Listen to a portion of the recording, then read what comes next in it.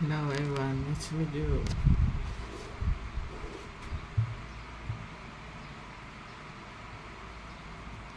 I just setting my live stream and I come to it late and I post video in many social media, Facebook, YouTube, IG, X, TikTok, Line and page in YouTube, and I find a way to live stream in YouTube or Instagram, but it's maybe the universe want me to write in this only YouTube. Maybe I try it many times. This is my breakfast today. Okay.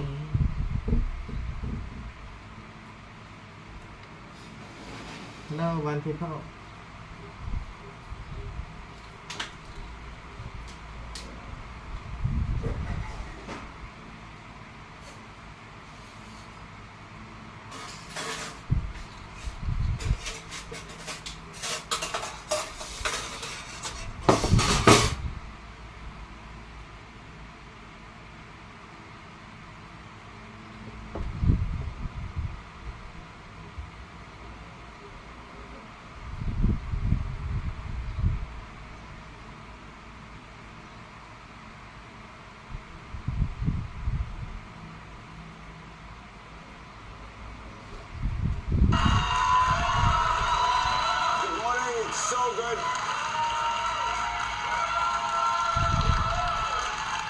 So good morning. It's so wonderful to be here with all of you celebrating 50 years of Microsoft. And it's especially exciting to be doing it at a time like this. For me though, it starts with Bill and Steve, who are both here with us today.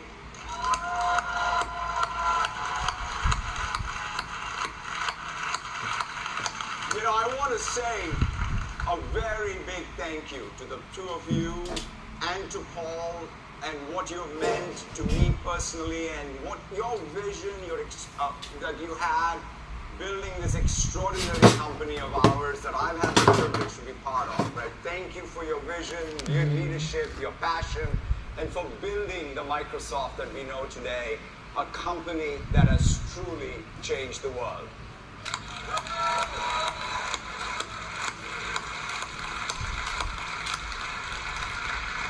You know, 50 years ago, Bill and Paul started Microsoft with a simple but powerful idea to build technology so people everywhere could build more technology. The very first product Microsoft built was the basic interpreter for the Altair, giving people the power to create software, jump-starting the PC revolution, and creating an entirely new sector for our economy. But today, it's not just about the past 50 years, it's about the next 50. If there's one thing that I've learned during my time at Microsoft, it's not about longevity, but relevance. Our future will not be defined by what we have built, but what we empower others to build. This is why we are leading this new wave of AI innovation, and more importantly, democratizing, just like we did it with the PC. Just take GitHub Copilot. Just 2 years ago, we've launched with code completions. From there, we've gone to chat, to multi-file edits, and now to agents. More than 150 million developers in nearly every country around the world are using GitHub. So I thought to myself, what if I could take that power and build Microsoft's very first product? And so I tried it. Take a look.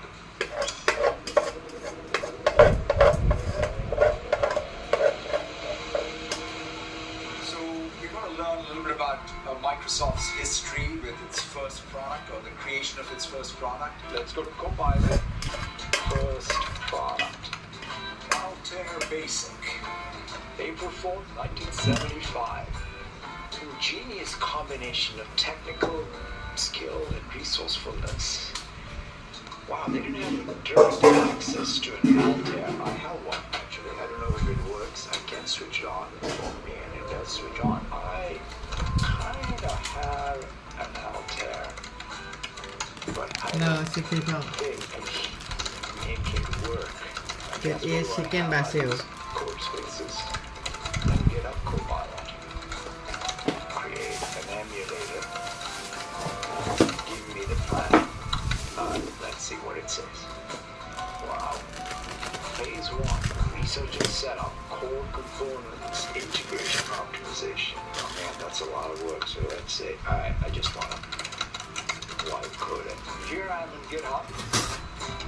It's created the emulator, it's created the templates. Here is the app. Alright, let's just run it. Hey, look at that. Retro. Welcome. Hello world, welcome to Altair Basic. Let's see if it actually does some math. Okay, I guess 4 squares are 16. Math test complete. It works. I guess it didn't take us 6 weeks. Emulate Q Sharp. Also on the Altair. I'm sure this will break even. Copilot. Let's give it. Let's see what it does. But it's going. I'm going to be able to do quantum on the Altair. This is so cool. Yeah. You know, you really know you're onto something. You know, intelligence has been commoditized when CEOs can start vibe coding. But in all seriousness, this is not just a cool party trick, it's transformational. It's empowering, it's unleashing human ambition, and it's happening now. In fact, I'm excited to share that the capability I just showed with Agent Mode is rolling out to all VS Code users starting today. We now have autonomous AI agents or peer programmers who can collaborate with us, anticipate our needs, and help us think more creatively. And it does not stop there. We are bringing full MCP support to Agent Mode. We're also launching Code Review Agent today to fix and find bugs automatically. We're also making it easier than ever before for developers to build their own agents in Foundry. Think of it like an agent factory. It's a production line for intelligence.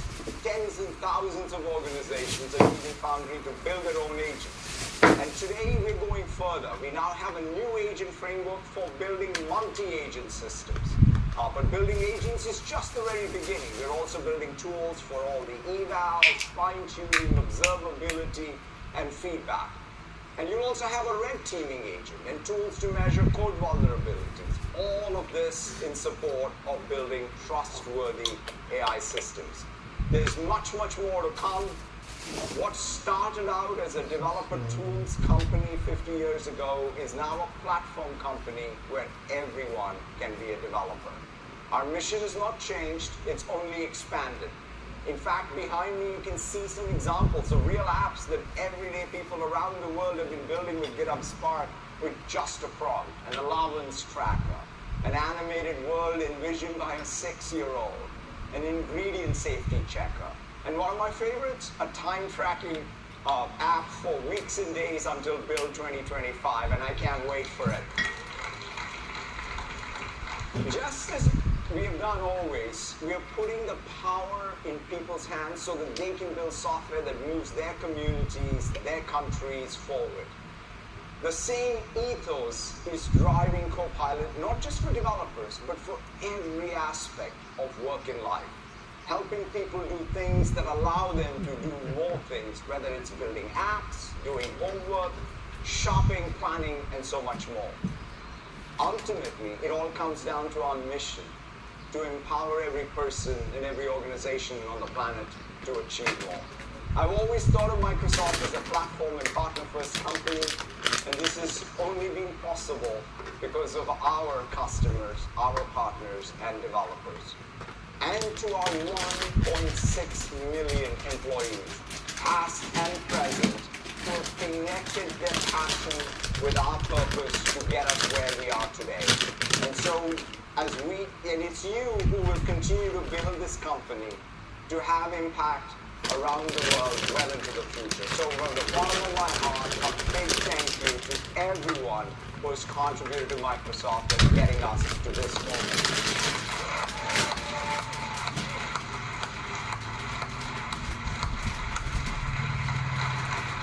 Today we'll share what is ahead for Copilot. I can't wait to see what is next with Copilot and everything that we have for you. Mustafa, over to you, and thank you all so very much.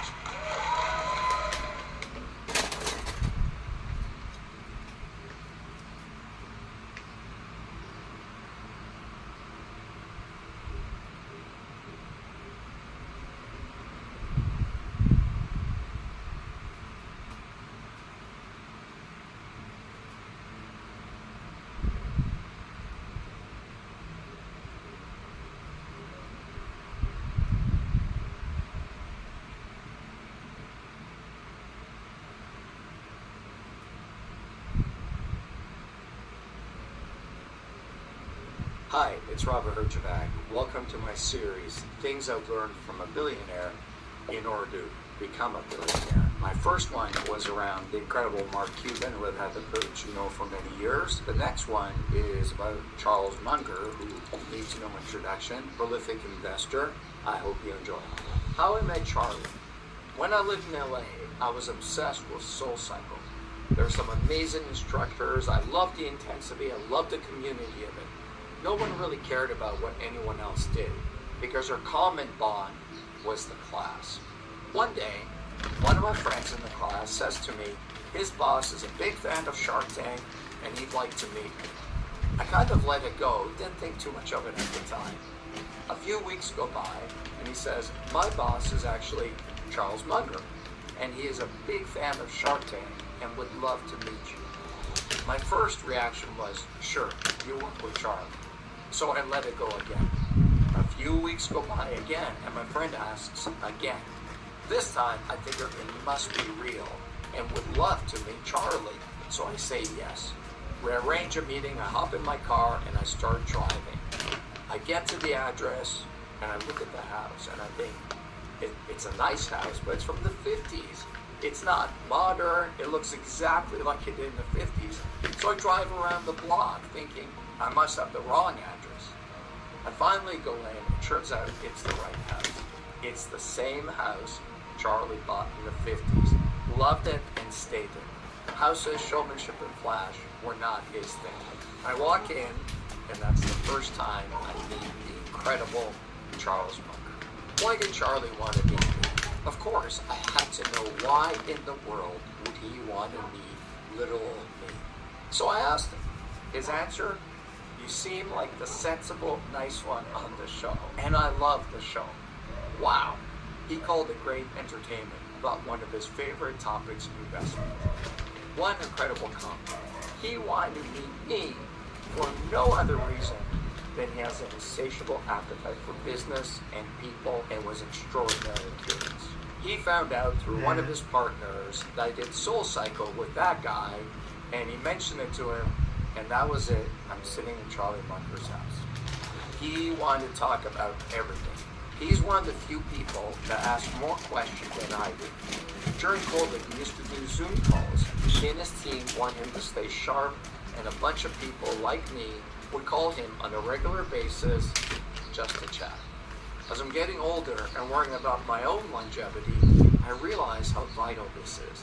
An occupied and curious mind is a young mind.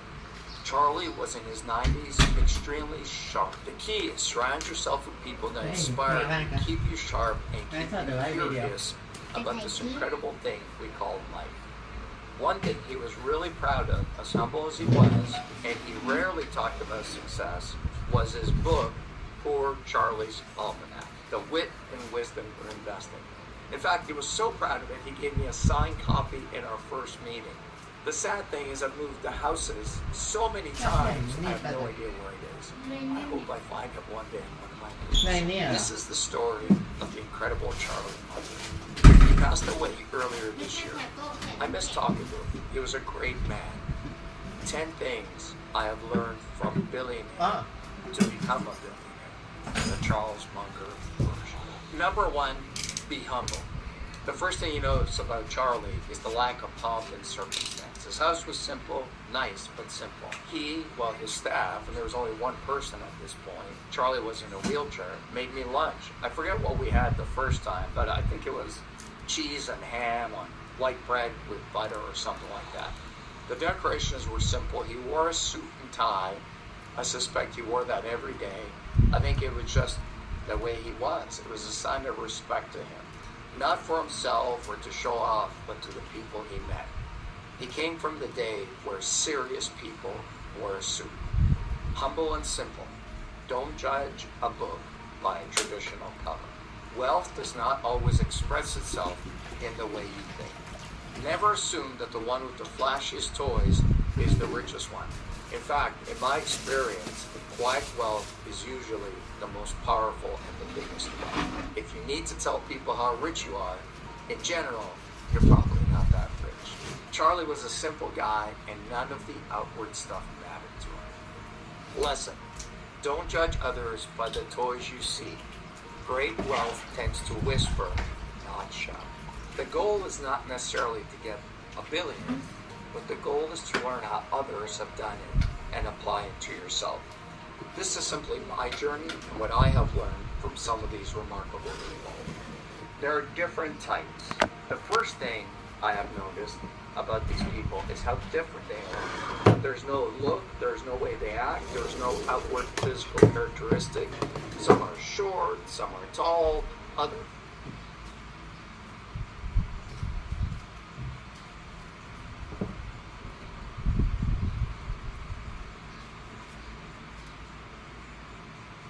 are incredibly fit and pour every penny into longevity and living well, and some have a poor penny, are tall, others are incredibly fit and pour every penny into longevity and living well, and some have horrible habits that make you wonder how in the world are they still alive. It's all different. Some are incredibly showy, they have yachts, super fancy cars, own sports teams, dress incredibly well, and you know from far away they're billionaires instantly. And some are so simple and humble that you would not know they're wealthy until you meet them, or someone tells you about them. This story is about one such billionaire, Charlie Munger. Simple in all things except his mind and business, humble and gracious. The complete opposite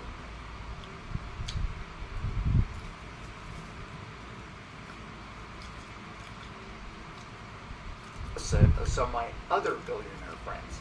He is the small town, quiet billionaire. Were it not for his partnership with Warren Buffett, no one would ever know his amazing wealth. Number 2, use money as a resource, not as an end goal. In all our discussions about wealth and money, I never remember him saying about how he wanted to make a lot of money in the sense of, ooh, I wanted to be rich. It took me a while to figure that out. He always talked about the making of money as part of a larger goal. One business would make money, they would use that money to buy another business, and so on. I realized that I talked about money as an end goal, not as a process. I wanted to get rich. Charlie wanted to buy an insurance company to disrupt the insurance business in order to buy another business. Me, I just wanted to make money to be rich. I was thinking about money as an end goal, and it's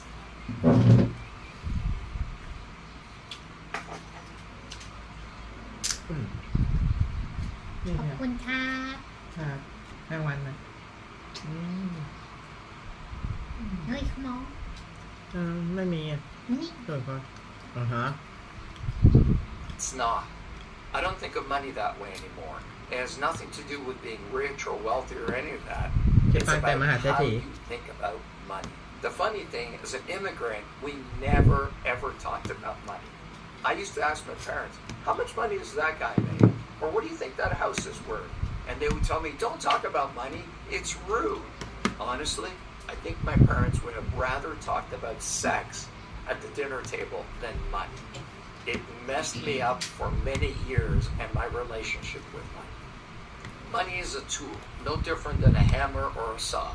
If you want to build the house of your dreams, you need to know how to use the tools. Lesson.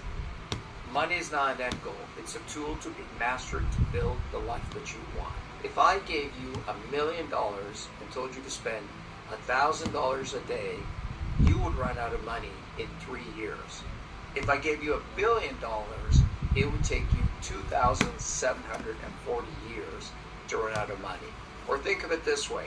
You could have spent $1,000 a day since the day Christ was born and still have money. Billionaires. So how many of them are there? As of last count, there were 3,194 in the world. America has by far the most billionaires, around 813. China is second with about 400.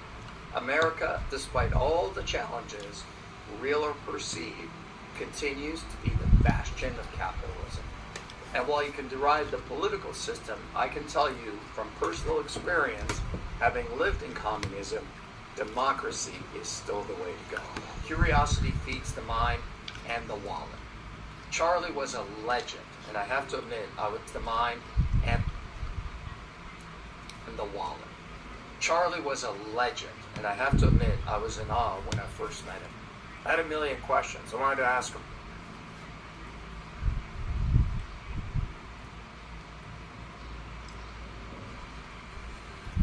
About life, about investing, many things. I have a habit of asking people a ton of questions, to the point I can make people feel uncomfortable. I have a natural curiosity about life and people, and I find people fascinating. And I just don't mean powerful, wealthy people. I mean all people. A good friend of mine who's a pastor said something to me a long time ago that I think is very much true. You will never find anything in life as fascinating as another human being. And I think it's very true. But before I had a chance to ask Charlie a million questions, or even a single question, he started asking me questions about me, where I came from, Shark Tank, my parents, how the show worked. He loved Shark Tank. He asked me a ton of questions. I learned a lot from that, not the least of which was the key to good answers was great questions. Lesson. Curious answers was great questions. Lesson. Curiosity did not kill the cat, but it made him richer and more informed. Number 4. Life is long, prepare.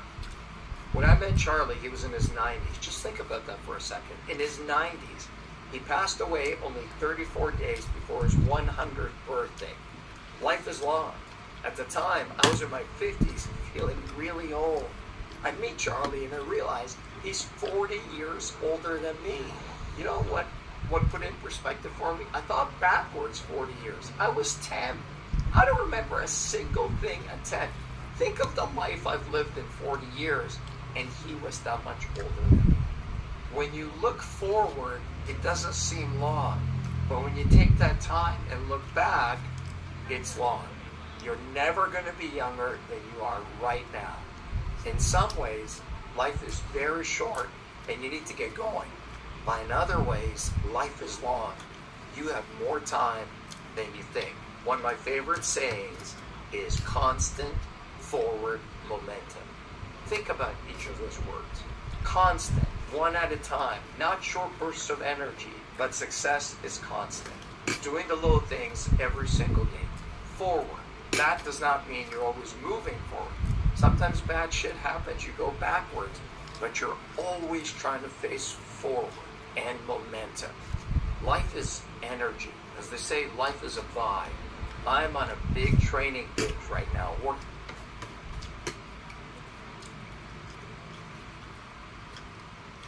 with an amazing trainer. I'm trying to get lean and build strength. Can't you guys see it? Do I look great? One of the things I have learned from him is much harder to do a full pull-up or push-up one at a time from a dead stop than doing many in a row. Why? Momentum. Once you get going, you build a certain amount of momentum and that propels you forward. But if you stop between each one, พี่ฮัทกินกับเจี๊ยบเปล่าอ่ะเนาะ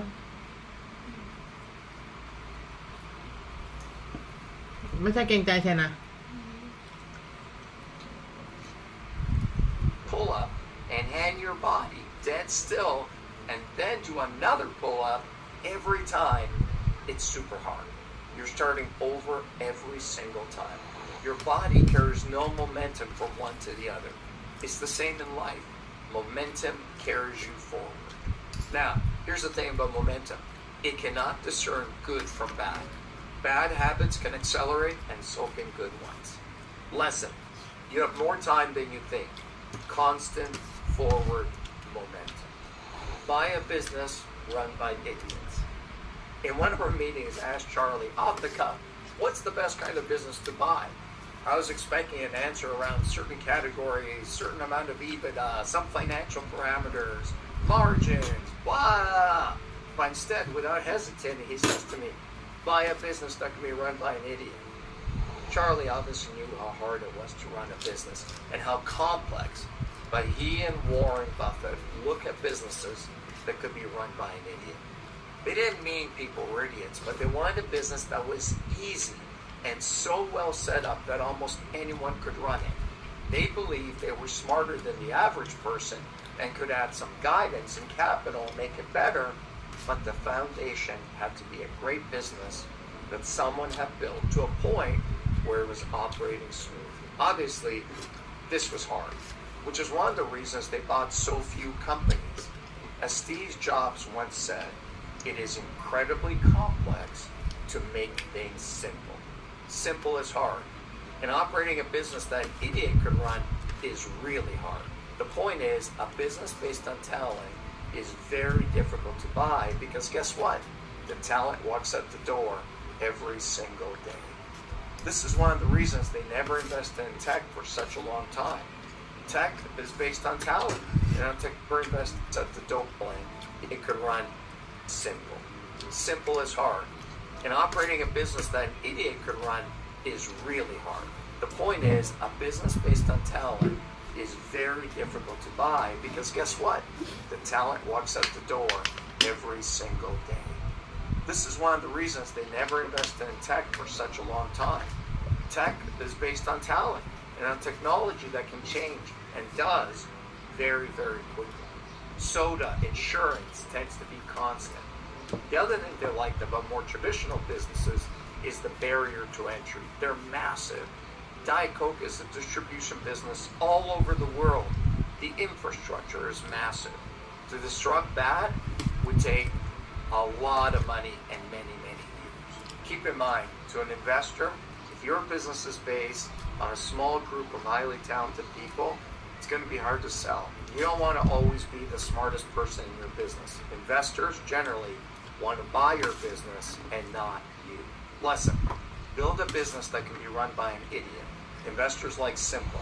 Investors are not operators. Know which one you are. Charlie was a great investor. I'm an okay investor. I think I'm a better operator. It is good to know what you are. Charlie and Warren were very clear which lane they were in. They were investors. They put capital to use. They bought businesses to deploy that capital and get more capital back.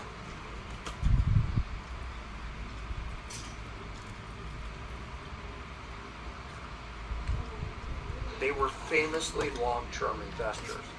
But in all of that, they were very clear they were not there to operate. Again, a different model. May not work for everyone, but worked really, really well for them. They did not buy businesses to change them. They very rarely made management changes.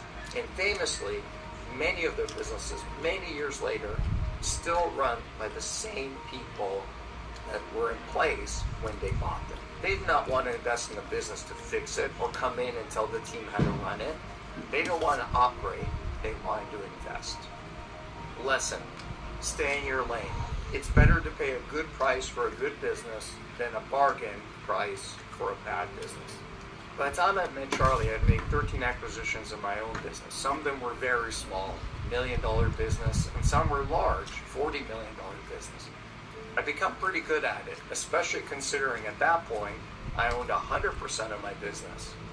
As my business got bigger, it required more and more capital, and I was funding it on my own. We got to hundreds of millions.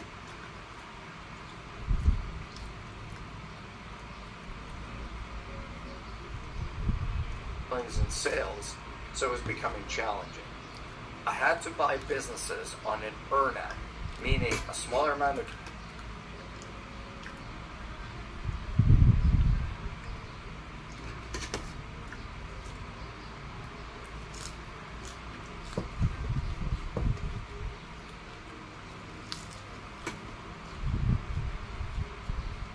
cash up front and a chance for the owners I was buying to earn more over time. That required a lot of faith on their part and my part.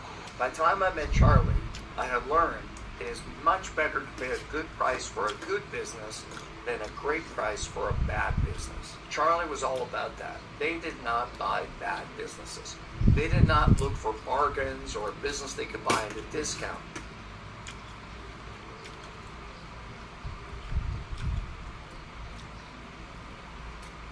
Their view is they wanted to pay a good price for a good business that was on its way up as opposed to one that was declining. Lesson: it's better to pay a good price for a good business than get a bargain on a bad business. It's hard to be simple. I touched on this before, but it's a very, very important point. Most of my conversation with Charlie were simple. He was obviously a super smart guy and understood investing in financials on a level I did not, but most of our conversations were about business and leadership and pretty simple concepts. He loved to break down things into simple ideas and concepts.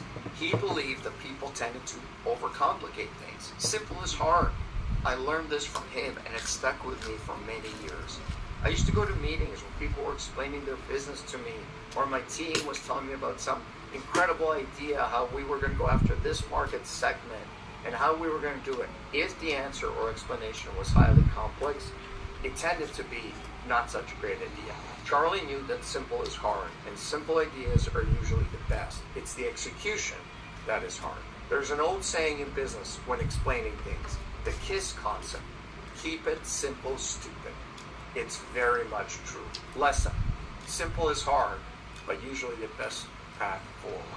Money is not a Ferrari, although that's nice too. It's freedom.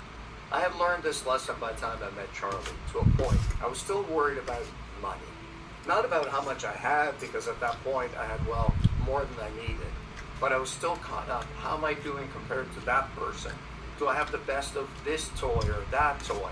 It was impossible to meet Charlie and not realize how little money mattered to him in terms of what it could buy him, but how much it mattered to him as a tool.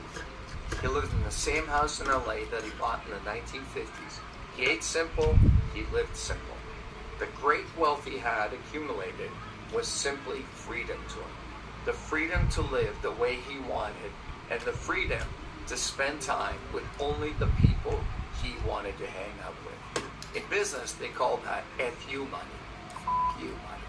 Meaning that you can say FU to anyone and do whatever you want. I remember when I was younger having these conversations with my friends and thinking about how much is FU money.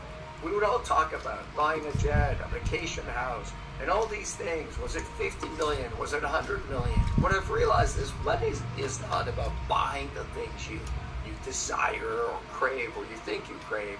Money is about the freedom it buys you. For some people, it's very simple. For others, it's really complex. I love toys and I love to play with things, and there's absolutely nothing wrong with a Ferrari or two, but if the pursuit of that interferes with my freedom, I am very clear that freedom is more important. People tend to get trapped into the pursuit of things and don't realize it's a trap of your time. A better home, a better car, a better vacation house, a better school, always in the pursuit of better and more of it at the cost of your freedom. Lesson: money is more important for freedom than more Ferraris. Just because money is more important for freedom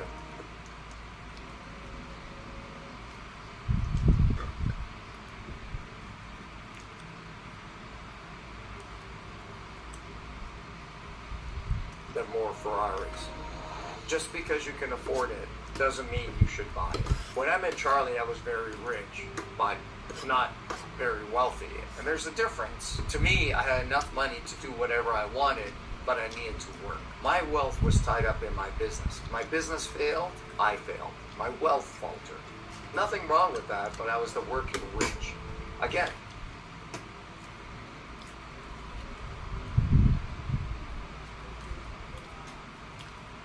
nothing wrong with that.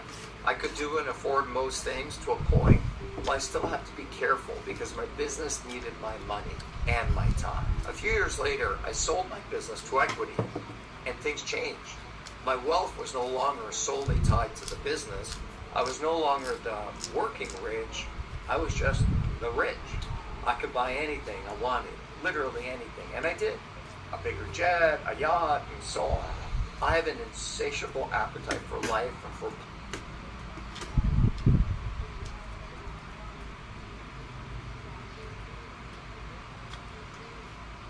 playing with things. I love toys. I got to a point I was living for the toys, and they were all a lot of time and work.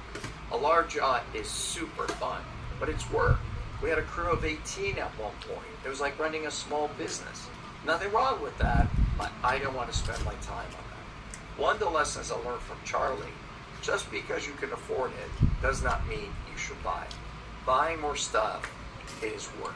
Again, no judgment, and I have a ton of friends who have tons of stuff and are super happy with it all. As different as these people are, there's a couple of characteristics that they all do share. In fact, there are three. First, they're obsessed with their business. Not passionate or really love it, they are obsessed with it. Sit down with any of them and get into a conversation about their field, and it will be hours. Passion fades, obsession is always. Two, they're curious. Many of these people ask me more questions than I ask them. They're curious about others, they're curious about the world, they just want to learn. It's hard to get ahead if you're not curious.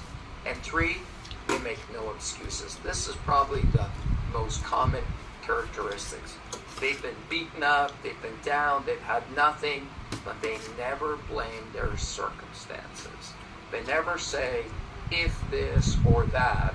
They take responsibility for their lives. And they've all come back from incredible odds. Most of these people don't come from privilege. And yes, most will admit they have been incredibly lucky. But it is the lack of excuses that really hit you. It's the old red car theory. That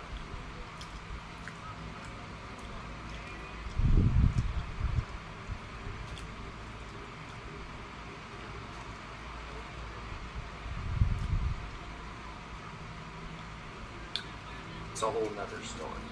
As a guy I admire says in his great book, Endure, Cameron Haynes, no one cares, work harder. You had a bad upbringing, your parents weren't there, you had bad things happen to you, you came from a communist country and your dad was in jail all the time. No one cares, work harder. Well, that was my story of Charlie Munger and the 10 things I've learned to become a billionaire, and not just in Australia.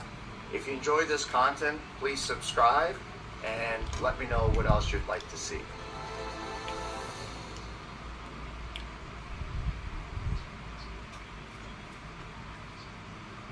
I think one of the things that you can say about me is when I was broke, I didn't let my bank account define me. And right. When I'm not broke, I'm not gonna let my bank account define me.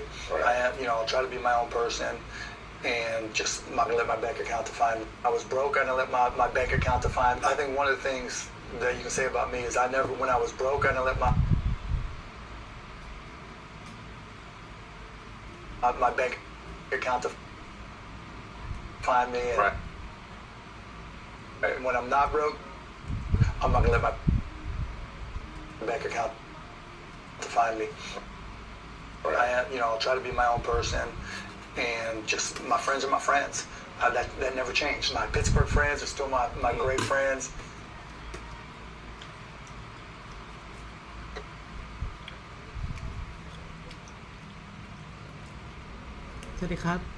Hello, nice to meet you.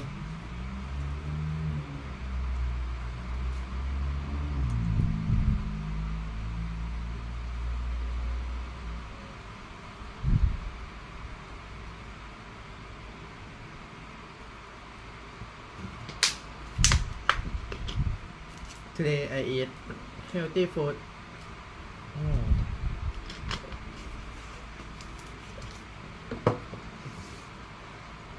Nice to meet you too. Okay. Thank you to speak English with me because I love English very much and I will improve my language. Egg, carrot, broccoli, nut, bean, chicken basil and raspberry and banana chocolate milk. You know, my college friends, my rugby friends, all the different segments of my life, they're still my guys.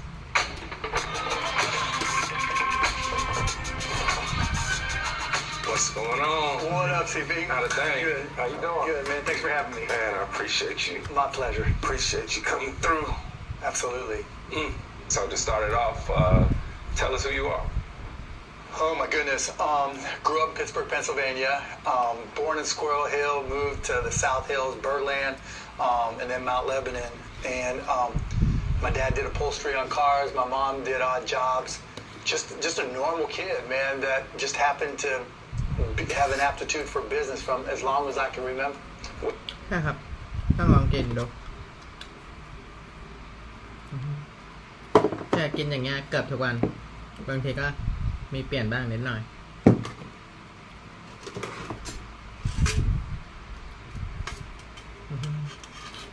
แต่เชฟกินหมดแก้มทุกวันเชฟก็ไลฟ์สดกินตลอด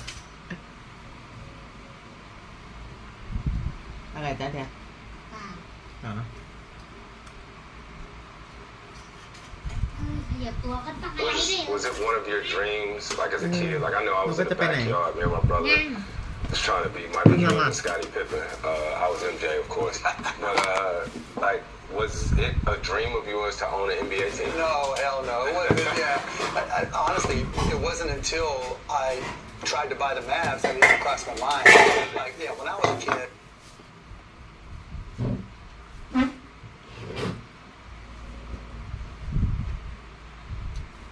กำลังฟังมาร์ค โคแบนอยู่มหาเศรษฐีฟังแต่คนที่เป็นมหาเศรษฐีเท่านั้น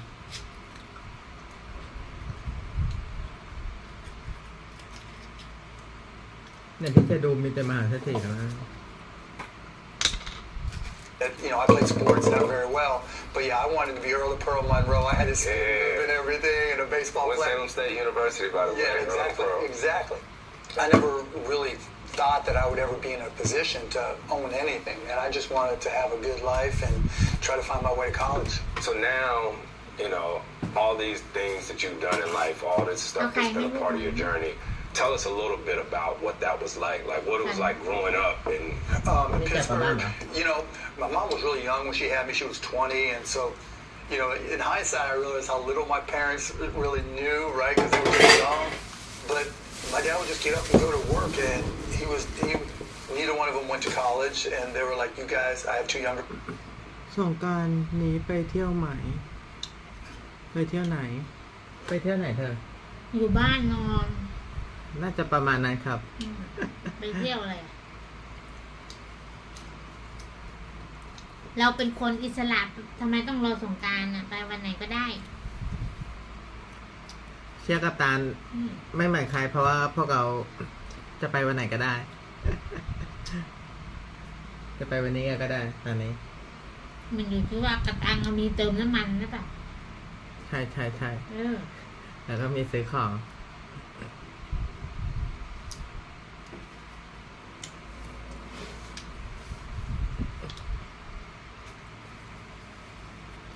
ไปเล่นน้ำที่ไหน ไม่เล่นทุกปีไม่เล่น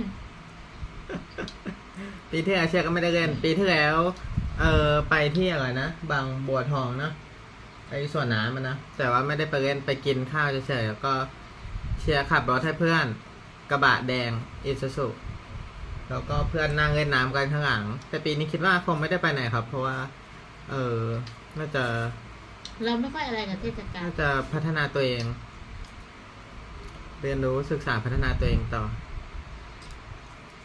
เราไม่ใช่เด็กวัยรุ่นทั่วไปแล้ว เกินขอบเขตไปไกลแล้ว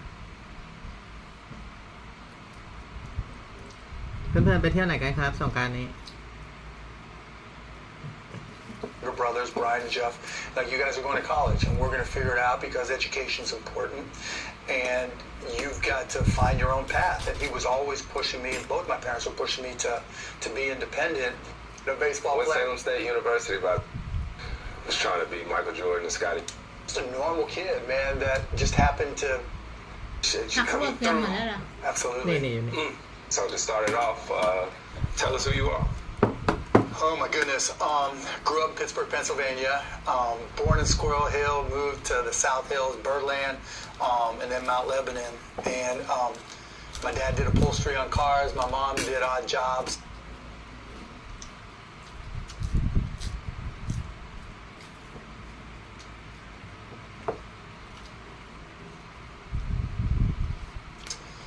Just a normal kid, man, that just happened to have an aptitude for business from as long as I can remember. Was it one of your dreams, like as a kid? Like I know I was in the backyard. Me and my brother was trying to be Michael Jordan and Scottie Pippen. I was MJ, of course. But like, was it a dream of yours to own an NBA team? No, hell no. It wasn't, honestly, it wasn't until I tried to buy the Mavs that it even crossed my mind. Really? Like, yeah, when I was a kid, you know, I played sports not very well, but yeah, I wanted to be Earl of Pearl Monroe. I had this.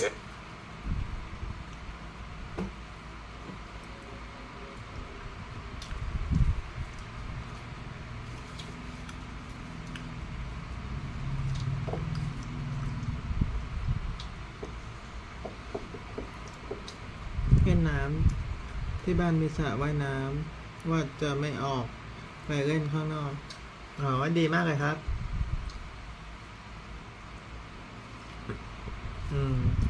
ดีครับเพราะว่าไปข้างนอกก็1แดดร้อน2รถติด อันตราย แล้วก็ใช้เวลาอยู่อย่างน้อยก็5 ชั่วโมงอย่างน้อยเพราะว่ารถติดเนี่ยตีไป3 ชั่วโมงตรงที่เราจะไปเล่นส่วนเวลาเราขับรถไป1 ชั่วโมงขับกลับอีก1 ชั่วโมงแต่จุดที่ติดแดงๆงั้นที่เขาเล่นก็อย่างน้อย3 ชั่วโมงกว่าจะขยับได้นอกจากจะขี่มอเตอร์ไซค์ล้อ ถ้าปวดฉี่นี่งานเข้าเลยไปฉี่ในรถ And everything, and a baseball What's player. Salem State University, by the way? Yeah, exactly. I never really thought that I would ever be in a position to own anything, and I just wanted to have a good life and try to find my way to college. So now, you know, all these things that you've done in life, all this stuff that's been a part of your journey. Tell us a little bit about what that was like what it was like growing up in Pittsburgh. You know, my mom was really young when she had me. She was 20, and so, you know, in hindsight, I realized how little my parents really knew, right? Because they were just young. But my dad would just get up and go to work, and neither one of them went to college, and they were like, you guys, I have 2 younger brothers, Brian and Jeff, like, you guys are going to college, and we're going to figure it out because education is important, and you've got to find your own path. And he was always pushing me, and both my parents were pushing me to be independent. And however it started, I don't know, from the time I was 9, 10 years old, I was hustling out.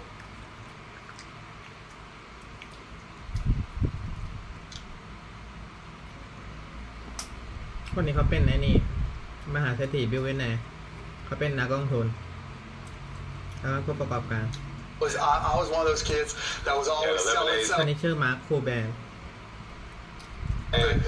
Yeah, like I was selling baseball cards, right? ตัวขาวคนนี้ Go buy baseball cards, and then I'd flip them, right? Get as many, you know, get and flip and thank package you. them. Then I'd go down to the park where we would play pickup or whatever. There would be this bench that was there, and I would just sit there and repackage ทีนี้ baseball พริกแบบนั้นเทียบกันไม่กินนะกินแค่แบบที่มันใส่ค่ะถ้าพริกแห้งหรือพริกสดก็ตักไป cards. เพราะเดี๋ยว And I'd ที่ say, เธอ okay, ว่า just บอกว่าถ้าจะกินพริกมากเกินเดี๋ยวแสบท้องเมื่อกี้เชื่อฟังคนนั้นเขาบอกมหาเศรษฐีทุกคนเขาใช้เงินแต่จะได้เป็นมหาเศรษฐีบิลเวนแนร์แล้วเขาใช้เงินทุกบาททุกสตางค์ของเขาลงทุนในlongevityคือทำให้อายุยืนยาวก็สุขภาพดี ถ้ารวยแล้วเขาก็อยาก มีชีวิตยืนยาวจ้ะ 30 40 50บางคนที่เป็นมหาเศรษฐีใช่ไหมเขาก็อยากอยู่ไปนานๆไงไม่อยากจะ ถ้ารวยแล้วใครก็อยากตายอ่ะ เพราะว่าอยากใช้เงินอยากใช้ชีวิต จนนะทีละหมากก็อยากตายรวยแล้วใครก็อยากไปไม่อยาก มีแต่แล้วนั่นแหละจนก็อยากอยู่เว้ยไม่อยากไป Now to people. There's definitely one Pittsburgh Pirate in one of these, right? You might get Roberto Clemente, you might get Willie Stargell, and I'd mark them up and make some money, and you know, and that's how I'd get spending money. And I remember one day my dad was playing poker. I was like, Dad, I need a new pair of Converse, right? And he's like, I see those, you know, those shoes on your feet. They still work, right? And I'm like, yeah. And he's like, well, when you have a job, you can buy whatever you want, but until then, those shoes still work. And I'm like, Dad, I can't get a job. I'm 12 years old. And one of his poker buddies speaks up and goes, yeah, I got a job for you. I'm like, what? He goes, I've got these boxes of garbage bags, and you can go sell them around the neighborhood.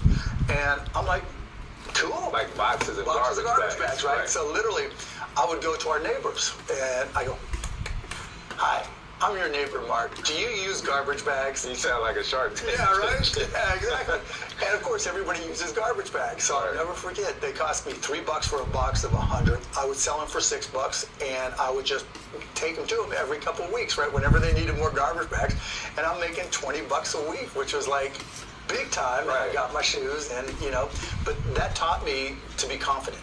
And that taught me that I could sell. And that taught me that selling was helping, not convincing, you know, because once I figured out that everybody needed garbage bags, then it really became obvious to me that if I could find things that people needed and wanted, and I could do it a better way than what they were doing it, then I could make some money. And that's kind of stayed with me since I was then. just about to say, it's crazy how you was thinking about that at 12, and everything you just said basically translates to everything you basically doing now in life. Yeah, exactly. I mean, because that's what it's all about. I mean, you know, selling isn't convincing somebody to do something they don't want to do. Selling is understanding what Chris Paul needs and then finding a way to provide it in a better way than what they're doing now.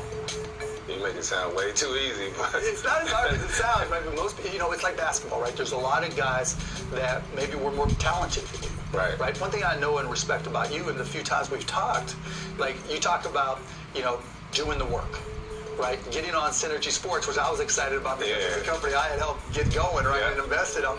And always watching the plays, knowing the other team's plays, you know, when they call them out, so you know what's going to happen. Being able to gut.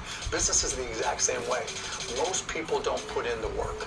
Business is the exact same way. You know, I have all these corny sayings. Practice till you can't get it wrong. How you do anything is how you do everything. Yeah. Right. I just still, to this day, try to remind myself of these things all the time. For you, you started college in Pittsburgh. Yeah. And then went to Indiana. Yeah. Why?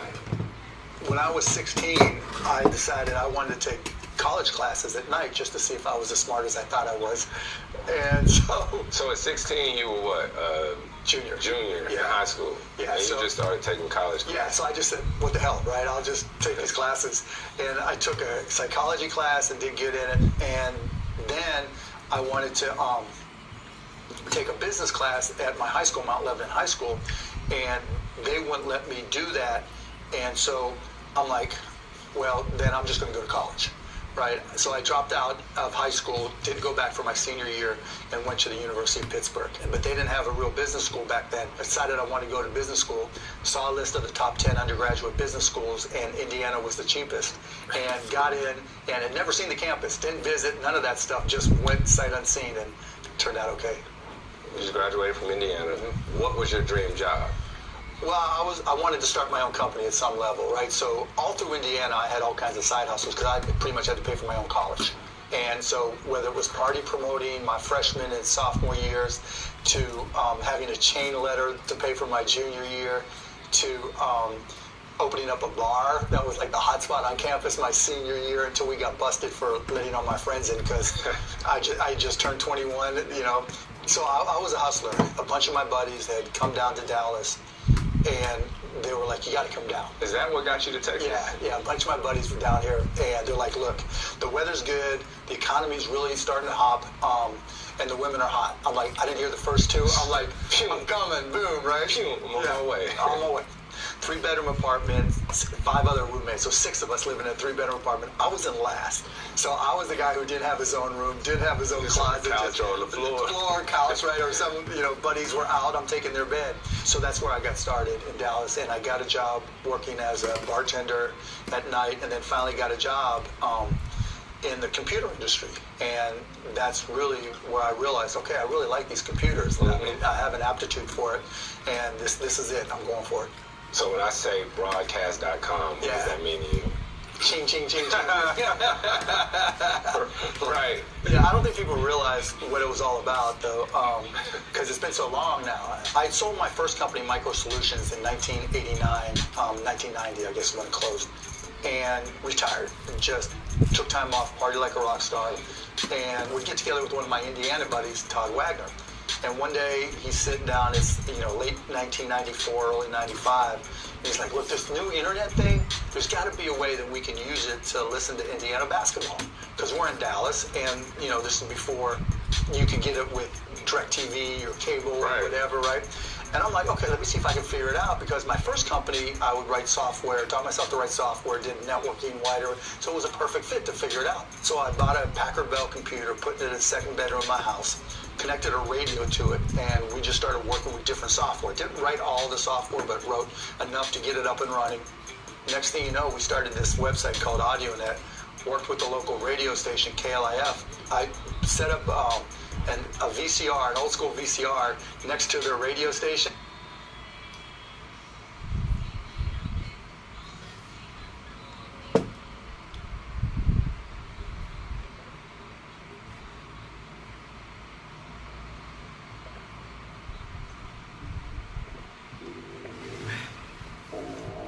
ที่อยากดูเหมือนวันนี้เชฟต้องกิน2 มื้อ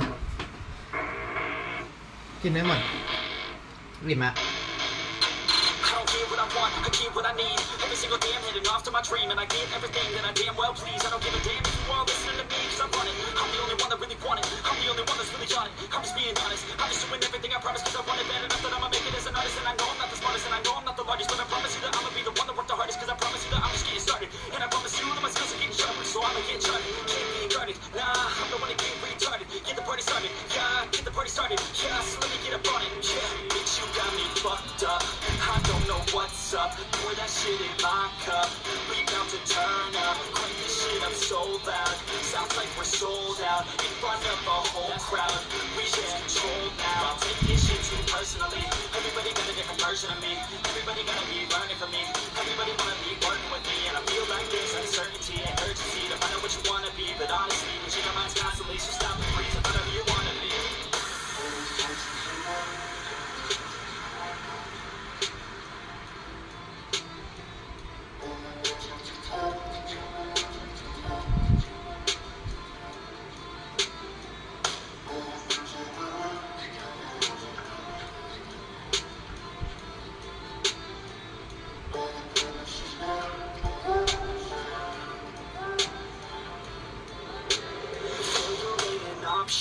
So I'd be cautious. I hope that you're watching.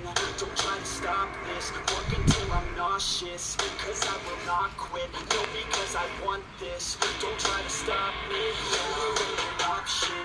So I'd be cautious.